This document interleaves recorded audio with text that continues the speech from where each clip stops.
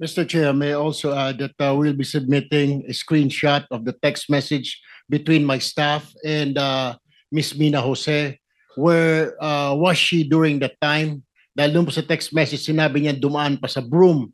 At meron din po akong letter sa staff ko asking her bakit dumaan sa broom.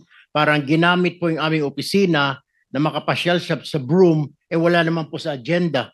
Hindi rin po niya minensyon na may kilala po siya dito sa Senate dyan sa broom sa Blue Ribbon.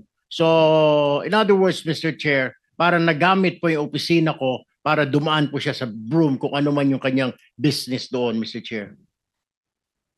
My apologies, Your Honor, if that appeared that way. It was just my intention to see my friend, especially when I heard that Beng is suffering from cancer and I haven't seen her in a long time. So I thought it was an opportunity for me to also visit her.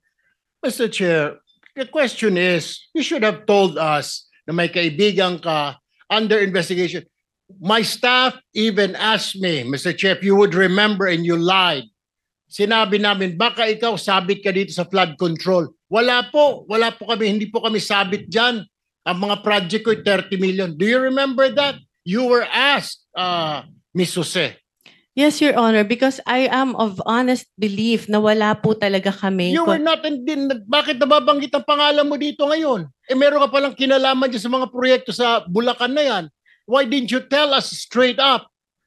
Had you told us na meron kang sabit sa mga project sa Bulacan, we wouldn't have let you step in the Senate, Ms. Jose.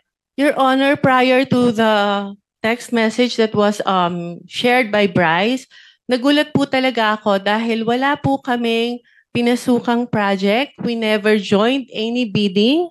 We never submitted any documents. Hindi nga po Mr. Chair, sinasabi para lumalabas na isa ka sa conduit, isa ka sa mga sabit na nagdala ng pera, something to that effect. Hindi ko naman sinasabi na kasama ka sa proyekto, pero sabit ka sa problema sa flood control. You should have told us. You should have informed my staff na pumunta ka rito na dadaan po muna ako. How hard is that to say? Pakisabi kay Senator, dadaanan ko muna yung kaibigan ko sa broom na may sakit na cancer. Why didn't you do that, Ms. Jose, Mr. Chair?